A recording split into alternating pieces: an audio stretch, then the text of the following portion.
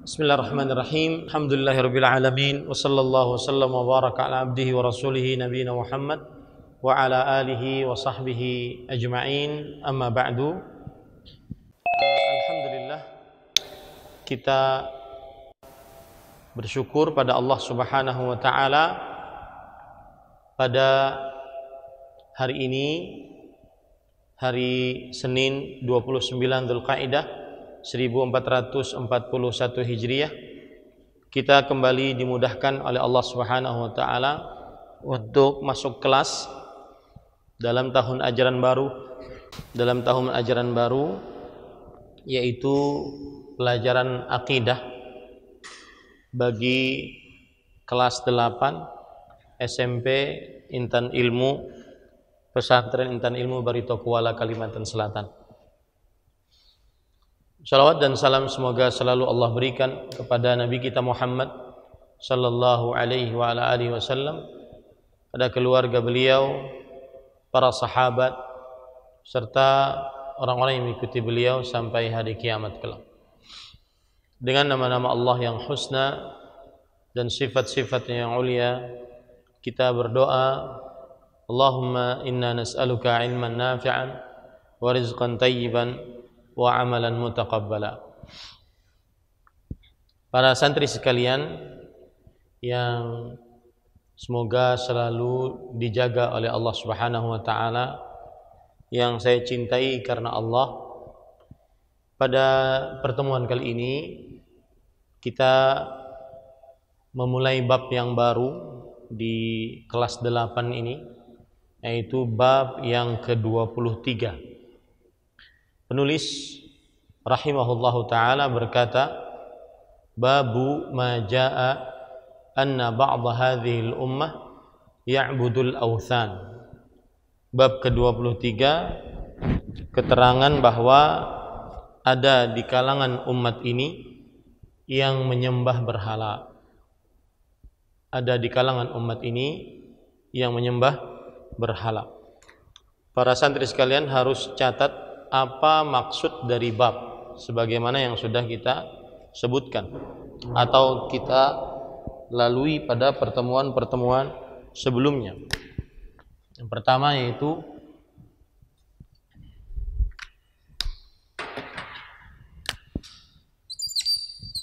makna bab. Kita mempelajari bab ke-23.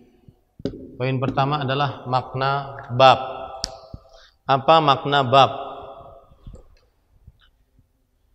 Makna bab adalah penjelasan terjadinya kesyirikan di tengah umat ini sepeninggal Rasulullah sallallahu alaihi wa ala alihi wasallam, yaitu sebagian mereka menyembah berhala. Dan bab ini adalah bantahan bagi siapa yang mengira bahwa di tengah umat ini tidak akan terjadi kesyirikan. Bahwa di tengah umat ini tidak akan terjadi kesyirikan. Jadi sekali lagi, makna bab yaitu penjelasan tentang terjadinya kesyirikan di tengah umat ini setelah wafatnya Rasulullah sallallahu alaihi wa ala alihi wasallam, dan bantahan kepada orang-orang yang menyangka bahwasanya tidak terjadi kesyirikan di tengah umat ini. Tidak terjadi kesyirikan di tengah umat ini.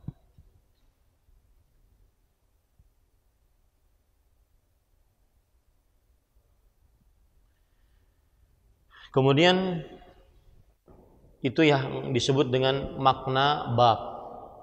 Sekarang kita membaca firman Allah Subhanahu wa taala yang pertama yang dibawakan oleh penulis. Beliau mengatakan, atau sebelum kita membaca firman Allah Subhanahu wa taala, sebagai dalil pertama yang dibawakan oleh penulis, maka kita juga menyebutkan hubungan bab. Hubungan bab dengan tauhid. Hubungan bab dengan tauhid. Hubungan bab dengan tauhid adalah setelah penulis, yaitu Al-Imam Syekhul Islam Muhammad bin Abdul Wahhab rahimahullahu ta'ala menyebutkan tentang tauhid, kemudian menyebutkan tentang apa saja yang mengurangi dan merusak tauhid dari perbuatan-perbuatan kesyirikan, maka di dalam bab ini penulis menyebutkan bahwa kesyirikan pasti terjadi di tengah umat, dan maksud penyebutan ini adalah bantahan terhadap para penyembah kubur. Para penyembah kubur yang mereka melakukan kesyirikan dengan berdoa kepada orang yang di dalam kubur tersebut, dan menyangka bahwasanya di tengah umat Nabi Muhammad sallallahu alaihi wasallam tidak akan pernah terjadi kesyirikan. Kenapa? Karena umat Nabi Muhammad sallallahu alaihi wasallam sudah mengucapkan la ilaha illallah Muhammad Rasulullah sallallahu alaihi wasallam. Ini adalah hubungan bab dengan tauhid. Saya ulangi, hubungan bab dengan tauhid, yaitu penulis Al-Imam Syekhul Islam Muhammad bin Abdul Wahhab rahimahullahu ta'ala berkata, setelah beliau menjelaskan tentang tauhid, kemudian juga kebalikan dari tauhid, maka kemudian beliau menjelaskan bahwasanya akan terjadi di tengah umat ini kesyirikan. Terjadi di tengah umat ini kesyirikan. Dan ini adalah merupakan bantahan orang-orang yang menyembah orang yang sudah meninggal dengan meminta pertolongan kepada orang yang sudah meninggal, beristighatsah kepada orang yang sudah meninggal. Ya. Mereka mengira dan menyangka bahwa di tengah umat Nabi Muhammad SAW tidak akan terjadi kesyirikan. Kenapa? Karena umat Nabi Muhammad SAW masih dan selalu mengucapkan la ilaha illallah Muhammadar Rasulullah. Ini keliru. Meskipun mengucapkan la ilaha illallah Muhammadur Rasulullah, maka tetap saja jika melakukan perbuatan kesyirikan, maka tidak bermanfaat la ilaha illallah Muhammadur Rasulullah. Jika seseorang meminta kepada orang yang sudah meninggal, maka tidak akan manfaat la ilaha illallah Muhammadur Rasulullahnya. Nah, ini para santri harus paham hubungan bab ke-23 dengan tauhid. Nah, jika tidak paham nanti videonya diulang. Ya, ditonton videonya kemudian diulang. Jadi selama masa pandemi COVID-19 ini kita menganjurkan untuk tetap mengikuti kelas online, tetapi juga melihat rekaman yang ada di dalam YouTube nantinya. Baik. Kemudian ahibati hafizakumullah taala, penulis membawakan ayat, yaitu surat An-Nisa ayat 51. Kita baca, wa qaulihi ta'ala, alam tara ilal ladzina utu nasiban minal kitab yu'minuna bil jibti wat taghut wa yaquluna lil ladzina kafaru haula'i ahda minal ladzina amanu sabila. Artinya, apakah kamu tidak memperhatikan orang-orang yang diberi bagian dari Alkitab?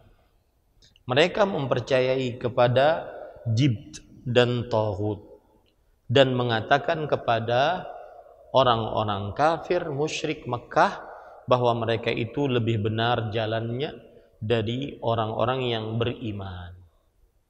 Baik.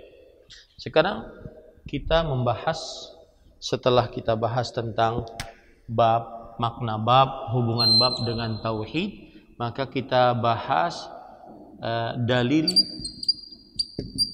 pertama, yaitu Quran surat An-Nisa ayat 51. Ini dalil pertama yang kita bahas, Quran surat An-Nisa ayat 51. Saya bacakan artinya. Apakah kamu tidak memperhatikan orang yang diberi bagian dari Alkitab? Yang dimaksud ini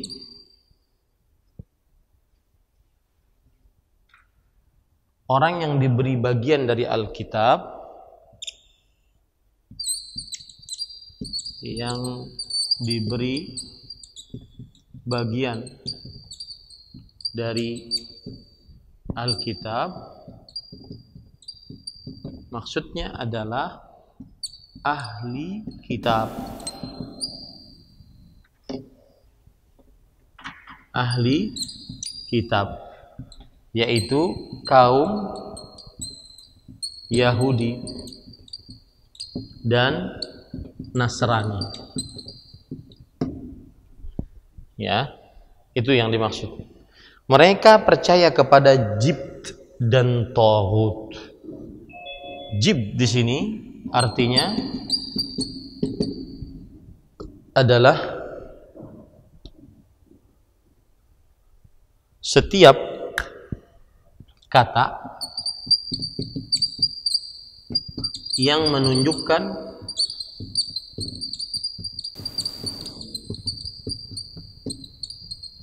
kepada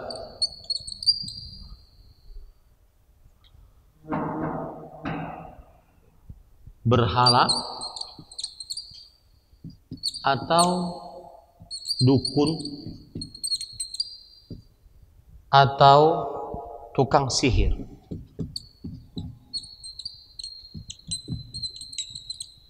Ini namanya jibt. Jadi di situ disebutkan mereka percaya kepada jibt dan taghut. Jibt adalah setiap kata yang menunjukkan kepada berhala. Berhala apapun, siapapun yang dijadikan berhala, maka itu adalah jibt. Apapun yang dijadikan berhala, maka itu adalah jibt. Ya. Atau dukun atau tukang sihir. Dukun atau tukang sihir. Nah, ini arti jibt. Kemudian dan taghut. Taghut adalah, perhatikan sini, taghut setiap yang melampaui batas di dalam peribadatan, atau lebih gampangnya gini, taghut adalah seorang yang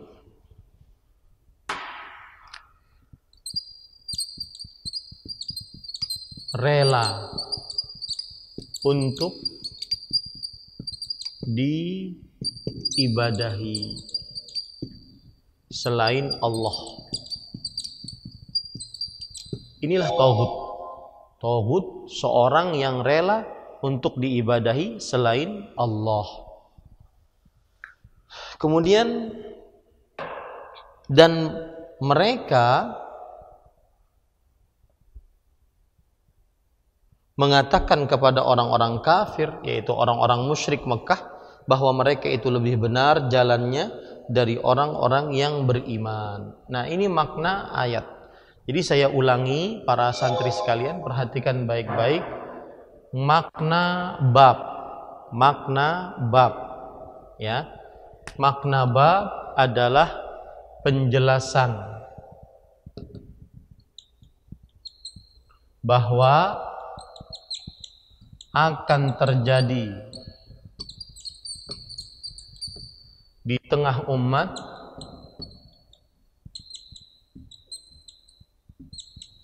kesyirikan. Ini makna bab, penjelasan bahwa akan terjadi di tengah umat kesyirikan sepeninggal Rasulullah Sallallahu Alaihi Wasallam. Dan ini bantahan kepada siapa saja yang mengira bahwa umat Nabi Muhammad Sallallahu Alaihi Wasallam tidak akan pernah terjadi di tengah mereka kesyirikan. Padahal kenapa? Karena umat Nabi Muhammad SAW mengucapkan la ilaha illallah. Maka bantahannya ini, Nabi Muhammad SAW yang menyatakan bahwa di tengah umat Islam akan terjadi kesyirikan dengan menyembah berhala. Ini makna bab, penjelasan bahwa akan terjadi di tengah umat kesyirikan meskipun mereka mengucapkan la ilaha illallah. Dengan cara bagaimana?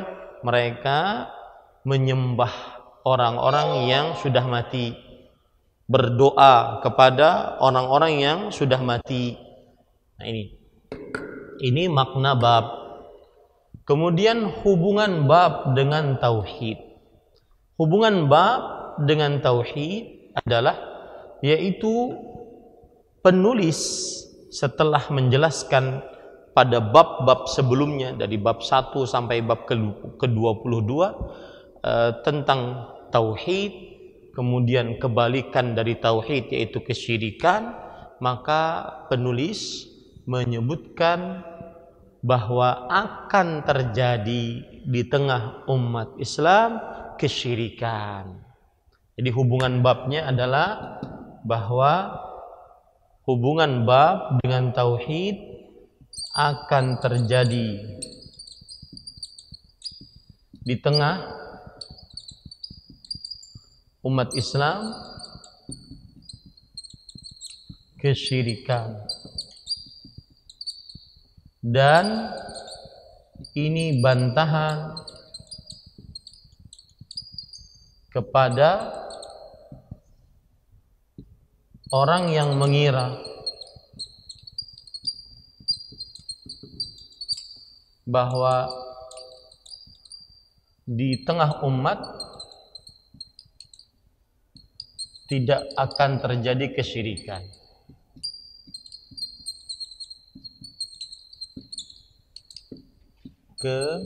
Kesyirikan. Ya. Ini hubungan bab dengan tauhid. Di tengah umat akan terjadi kesyirikan. Dan ini bantahan kepada orang-orang yang menganggap bahwasanya tidak akan terjadi kesyirikan. Tidak akan terjadi kesyirikan. Taib. Sesudah kita pahami makna bab, kemudian hubungan bab dengan tauhid, dan santri-santri sekalian, perhatikan baik-baik, kita di tahun pertama kelas 7 senantiasa mempelajari yang seperti ini, makna bab, hubungan bab dengan tauhid, ya. Dan ini jangan lupa makna bab, hubungan bab dengan tauhid. Jadi ketika penulis mengatakan babu ma jaa anna ba'd hadhihi al-awthan anna ba'd hadhihi al-ummah ya'budul awthan, keterangan bahwa ada di kalangan umat ini yang menyembah berhala. Apa maknanya? Nah, kemudian bagaimana hubungannya? Hubungan bab dengan tauhid. Taib. Kemudian kita tadi sudah bahas bahwa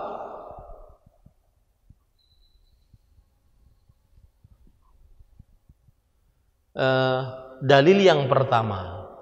Dalil yang pertama Quran surat An-Nisa ayat 51 ya. Nah, tadi saya sebutkan beberapa penjelasan tentang kata-kata yang ada di dalam ayat tersebut. Saya bacakan, perhatikan. Apakah kalian tidak memperhatikan orang yang diberi bagian dari Alkitab? Yang dimaksud orang yang diberi bagian dari Alkitab adalah ahli kitab, kaum Yahudi dan Nasrani. Yang diberi bagian dari Alkitab adalah ahli kitab dari kaum Yahudi dan Nasrani. Kemudian mereka percaya kepada Jibt. Jibt. Nah, ini penting, catat ini. Ini nanti akan ditanyakan ya. Jibt itu adalah setiap kata yang menunjukkan kepada berhala atau dukun atau tukang ramal. Itu namanya jibt. Ya. Orang-orang ahlul kitab percaya kepada tukang ramal, dukun, ya. Kemudian dan taghut. Taghut seorang yang rela untuk diibadahi selain Allah. Taghut siapa saja yang rela untuk diibadahi selain Allah. Dia rela orang berdoa kepadanya, dia rela orang minta pertolongan kepadanya. Itu namanya apa? Taghut. Catat ini baik-baik. Seorang yang rela untuk diibadahi selain Allah. Ya, itu namanya taghut. Kemudian di sini disebutkan dan mengatakan kepada orang-orang kafir musyrik Mekah bahwa mereka itu lebih benar jalannya dan orang-orang yang dari orang-orang yang beriman. Sekarang kita bahas ini sudah makna ayat. Saya sering sekali kalau belajar akidah dari kitab tauhid kita katakan seperti ini. Makna ayat Quran surat An-Nisa ayat 51. Catat ya, makna ayat.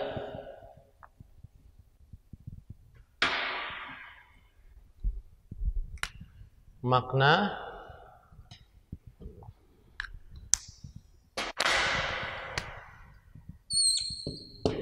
Quran surat An-Nisa ayat 51. Makna ayat adalah Allah Subhanahu wa taala mengabarkan kepada nabinya sebuah pengingkaran. Allah Subhanahu wa taala mengabarkan kepada nabinya sebuah pengingkaran, yaitu orang-orang Yahudi dan Nasrani meskipun mereka diberi Taurat dan Injil, tetapi mereka melakukan penyimpangan akidah berupa kesyirikan, percaya kepada dukun ataupun tukang sihir. Saya ulangi. Makna Quran surah An-Nisa ayat 51. Allah Subhanahu wa taala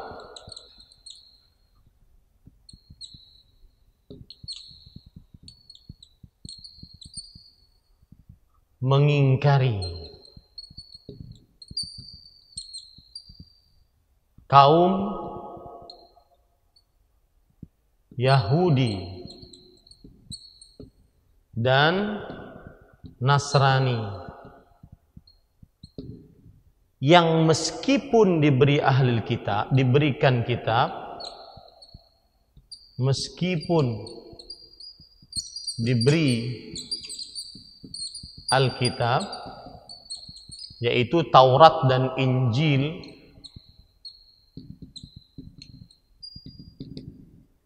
maka mereka tetap melakukan kesyirikan.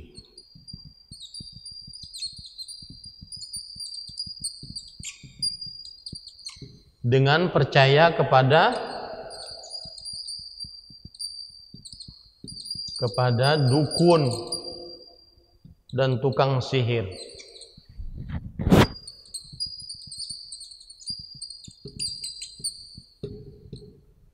Ya, Allah Subhanahu wa taala mengingkari kaum Yahudi dan Nasrani yang meskipun diberi Alkitab, Taurat atau Injil, maka mereka tetap melakukan kesyirikan dengan percaya kepada dukun dan tukang sihir. Ini menunjukkan bahwasanya meskipun mereka diberikan Alkitab, tapi mungkin saja sebagian dari mereka melakukan kesyirikan. Sama juga dengan sebagian kaum muslimin diberikan Al-Quran, mengaku bertauhid, mengucapkan la ilaha illallah, akan tetapi mereka tetap percaya kepada kesyirikan. Di antaranya tukang ramal, dukun, santet, dan semisalnya. Nah, ini makna dari Quran surah An-Nisa ayat 51. Saya ulangi, makna Quran surah An-Nisa ayat 51 yaitu Allah mengingkari kaum Yahudi dan Nasrani. Meskipun mereka diberikan Alkitab, Taurat dan Injil yang di dalamnya terdapat kebenaran, ya, semasa diberikannya kepada Nabi Musa dan Nabi Isa, tetapi hal itu tidak menutup kemungkinan mereka melakukan kesyirikan. Di antaranya mereka percaya kepada tukang dukun, sihir, dan semisalnya. Di tengah umat Islam juga begitu. Sebagian orang mengaku beriman, mengaku mengucapkan syahadat la ilaha illallah, akan tetapi mereka tetap percaya kepada tukang sihir, tukang ramal, dukun, santet, dan semisalnya. Paham ini ya? Nah, ini adalah makna Quran surat An-Nisa ayat 51. Nah, sekarang kita membahas hubungan Quran surat An-Nisa ayat 51, ya. Apa hubungan dengan tauhid? Dengan tauhid, ya. Apa hubungannya? Hubungannya adalah meskipun, lihat, catat ya, meskipun Yahudi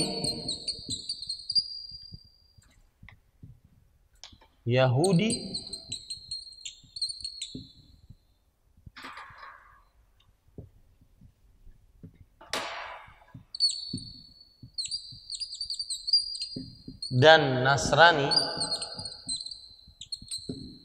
diberi Alkitab, maka tidak menutup kemungkinan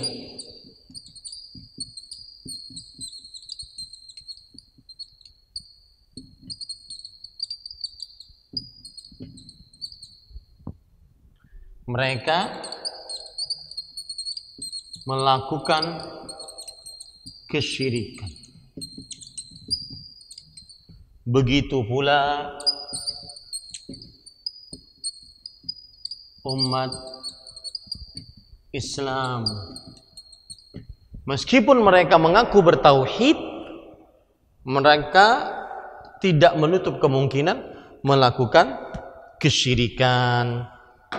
Ya, ini hubungan Quran surah An-Nisa dengan tauhid. Meskipun Yahudi dan Nasrani diberikan Alkitab, Taurat dan Injil, maka tidak menutup kemungkinan mereka melakukan kesyirikan pula. Ya. Begitu juga umat Islam. Ada yang mengaku bertauhid, syahadat la ilaha illallah Muhammad Rasulullah, tetapi tidak menutup kemungkinan mereka masih percaya kepada tukang sihir, tukang ramal. Nah, ini menunjukkan bahwasanya akan terjadi kesyirikan di tengah-tengah umat Islam. Nah, sekarang kita catat sesudah makna, hubungan, kemudian faidah.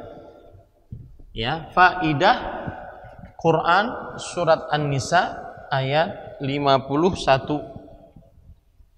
Apa faidah Quran surat An-Nisa ayat 51?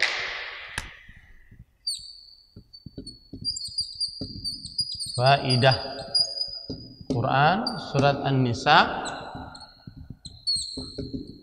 ayat 51. Yang pertama, faidahnya adalah akan terjadi kesyirikan di tengah umat.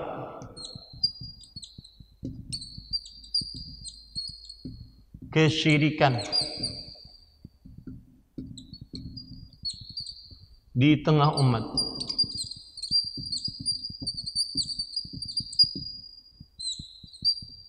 Ya. Dua,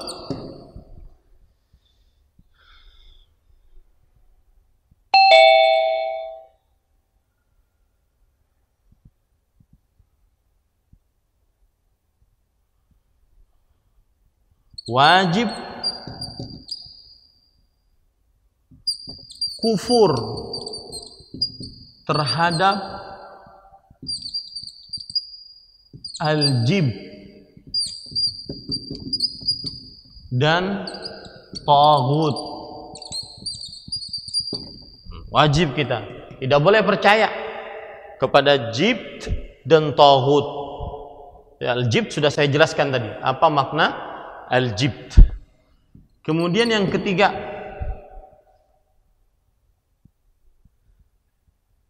wajib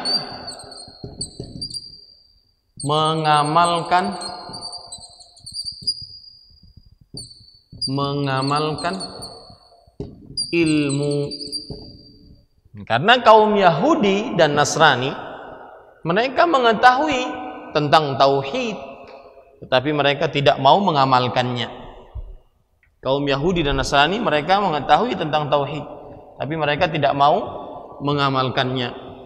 Maka kita umat Islam jangan sampai seperti kaum Yahudi dan Nasrani yang mengetahui tentang tauhid tetapi kemudian membatalkan tauhid itu sendiri. Ya, membatalkan tauhid itu sendiri. Nah, inilah bab ke-23, ya, bab yang ke-23. Jadi saya ringkas bab 23 yang sudah kita pelajari. Perhatikan ya, makna bab. Yang kedua, hubungan bab dengan tauhid. Yang ketiga yaitu makna Quran surat An-Nisa ayat 51. Hubungan Quran surah An-Nisa ayat 51 dengan tauhid. Kemudian faidah Quran surat An-Nisa ayat 51. Ini yang sudah kita pelajari para santri sekalian, agar memperhatikannya dan kembali mengulangnya. Insyaallah ta'ala video ini akan diupload di channel YouTube Intan Ilmu. Channel YouTube Intan Ilmu. Jadi para santri sekalian bisa melihatnya di channel YouTube Intan Ilmu. baik hari ini ataupun besok untuk pengulangan. Ini yang bisa saya sampaikan pada kesempatan kali ini. Wa sallallahu nabiyana Muhammad walhamdulillahirabbil alamin. Wassalamualaikum warahmatullahi wabarakatuh.